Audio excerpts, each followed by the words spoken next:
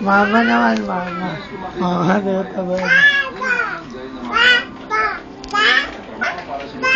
Sisigaw na yan, eh. Sigaw na yan. Sisigaw.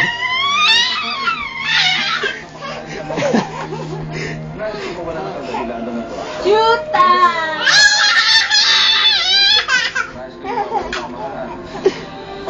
Mama.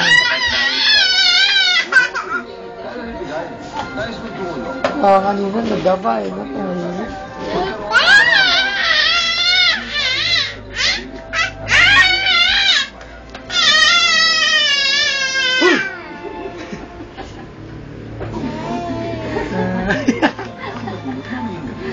Papa.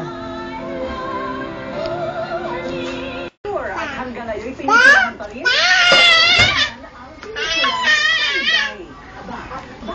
Bakit hindi dapat palagpasin ang pelikula? Pika-pika.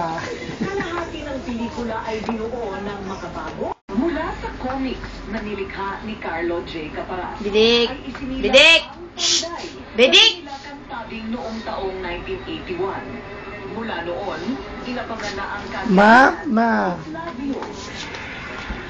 Isa sa pinakapopular na karakter na ginampanan ng hari ng pelikulang Pilipino si FPJ.